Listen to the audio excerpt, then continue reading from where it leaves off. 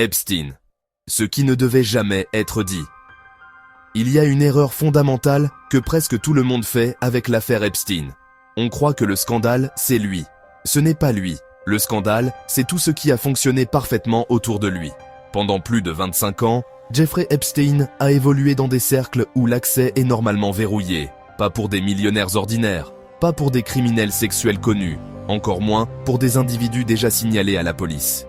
Et pourtant, malgré des plaintes répétées, malgré des témoignages, malgré des accords judiciaires anormalement indulgents, Epstein n'a jamais été réellement stoppé. Il a été géré. C'est là que l'histoire devient dérangeante. Car dans les démocraties modernes, lorsqu'un individu commet des crimes graves et répétés, deux choses se produisent normalement.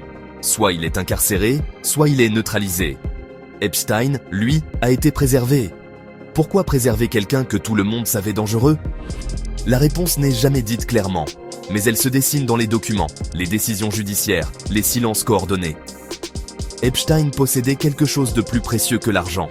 Il possédait l'accès, la mémoire, l'archive. Ses propriétés n'étaient pas seulement luxueuses, elles étaient conçues pour recevoir. Ses avions n'étaient pas seulement privés, ils étaient discrets, fréquents, documentés.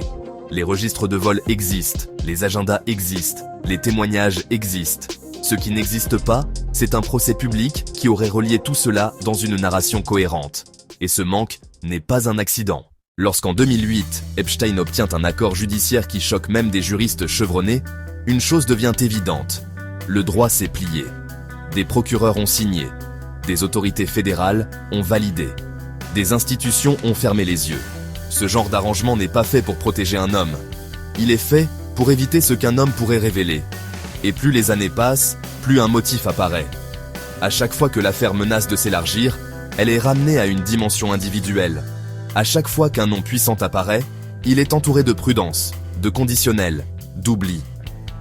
Les médias parlent de présence, jamais de participation, de fréquentation, jamais de responsabilité, de zone grise, jamais de chaîne de pouvoir. Puis arrive 2019, l'arrestation qui aurait dû tout changer. Pour la première fois, Epstein est placé dans une position où il ne peut plus négocier. Pour la première fois, le risque d'un procès fédéral réel existe. Pour la première fois, des témoignages auraient été entendus sous serment, face à des caméras, face à l'histoire. Et soudain, le temps s'arrête. Les défaillances s'accumulent. Les procédures sont violées, les surveillances cessent, les enregistrements disparaissent. Officiellement, tout cela est une suite de coïncidences. Mais dans les systèmes de sécurité les plus stricts du pays, les coïncidences multiples ne sont pas appelées ainsi. Elles sont appelées des échecs systémiques ou des interventions. La mort d'Epstein n'a pas répondu aux questions. Elle les a gelées. Plus de confrontations, plus de révélations publiques, plus de chaînes hiérarchiques mises à nu.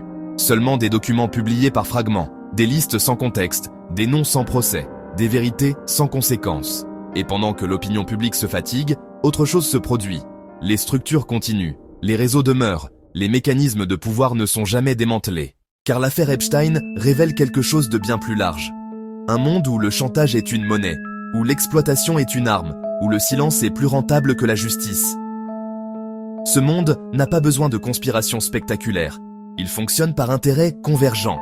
Personne ne donne d'ordre explicite. Chacun comprend ce qui ne doit pas être dit. Et c'est pour cela que cette affaire est si dangereuse. Elle montre que dans certaines zones du pouvoir, la loi n'est pas absente. Elle est adaptable. Et tant que cette adaptabilité existera, tant que certains dossiers resteront trop sensibles pour être traités normalement, tant que la protection de la stabilité primera sur la vérité, alors Epstein ne sera jamais une histoire du passe. Il sera le symbole discret d'un système qui a fonctionné exactement comme prévu. Et la vraie question n'est pas « Que savait Epstein ?» La vraie question est « Pourquoi tant de gens avaient intérêt à ce qu'ils n'en disent jamais plus ?»